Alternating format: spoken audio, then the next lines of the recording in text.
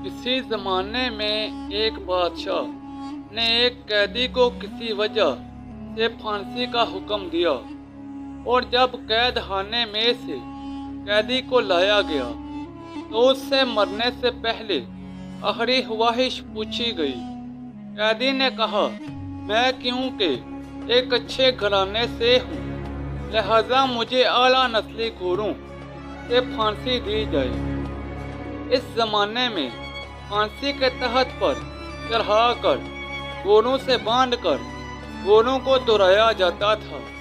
इस तरह फांसी की सजा होती थी। खैर, घोड़ों को लाया गया तो कैदी बोल उठा कि इनमें एक तो नस्ली है और एक नस्ली नहीं है, लिहाजा मेरी आखिरी ख्वाहिश मुकम्मल नहीं हुई। बादशाह ने घोड़ों के मालिक को बुलवाया और पूछा, क्या ये बात सच है? घोड़ों के मालिक ने जवाब दिया, बिल्कुल, एक बिल्कुल असली नस्ल का, लेकिन दूसरे में गधे का मिलाप शामिल है। बादशाह ने हैरान होकर कैदी से पूछा, तुम्हें कैसे ये बात पता चली कि एक घोड़ा नस्ली है और एक नस्ली नहीं? कैदी ने कहा, जो नस्ली है वो बड़े आराम से खड़ा था, जबकि जो मिलाप गधे का है वो गधे की तरह कभी इधर टांग मार, कभी मुंह फेर, कभी उछल कर, कभी बैठ जा, जिससे मुझे इल्म हुआ। बादशाह कैदी की तनाई और सोच से बड़ा मुतासिर हुआ और कैदी की फांसी मनसूख करके अपने वजीर से कहा कि इसकी एक रोटी में इजाफा कर दिया जाए। कुछ दिन बाद बादशाह के दरबार में एक सुनार 2 हीरे लेकर हाजिर हुआ और बादशाह को कहा, अगर आपकी राया में से कोई ये बात बता दे कि इनमें कौन सा हीरा असली और कौन सा नकली, और इस असली और नकली में फर्क बता दे, तो मैं आपको दोनों हीरे इनाम में दे दूंगा। बहुत से लोगों से पूछा, मगर कोई मुकम्मल जांच ना कर सका। बादशाह के दिमाग में कैदी का ख्याल आया। बादशाह ने उसको दरबार में हाजिर होने का हुक्म दिया। सिपाही कैद खाने में से कैदी को लेकर हाजिर हुए और कैदी को हीरे जांच पड़ताल के लिए दिए गए। कैदी ने कुछ ही लम्हों में बता दिया कि एक असली और दूसरा नकली है। बादशाह ने पूछा, तुम्हें कैसे पता चला? कैदी ने कहा कि असली हीरा रगड़ने से कभी गर्म नहीं होता, जबकि नकली हीरा रगड़ने से गर्म हो जाता है। सुनार ने वो दोनों हीरे बादशाह को इनाम में दे दिए और चलता बना। बादशाह कैदी की दानाई और सोच पर बहुत ज्यादा खुश हुआ और सिपाहियों से एक और रोटी बढ़ाने का हुक्म दिया।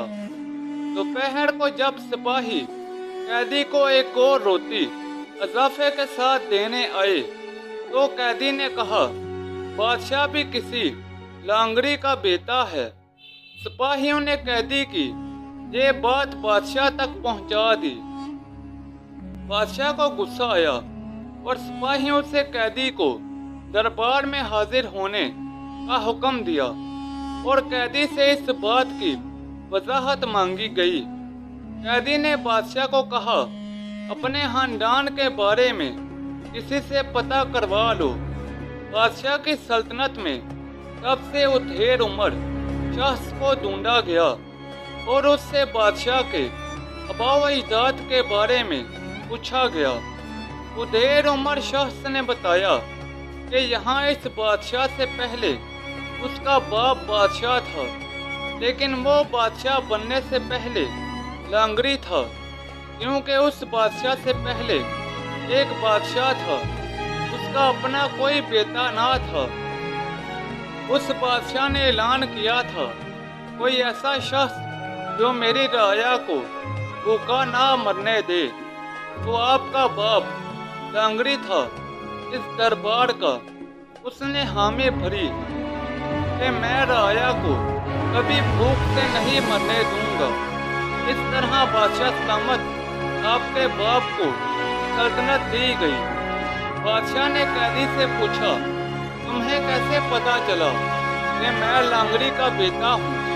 قیدی نے کہا کہ میں نے جتنی حکمت اور دانائی کی باتیں تمہیں بتائیں، تم بجائے مجھے آزادی دینے یا ہیرے جواہرات دینے کی بجائے میری روٹی میں اضافہ کر دیتے تھے۔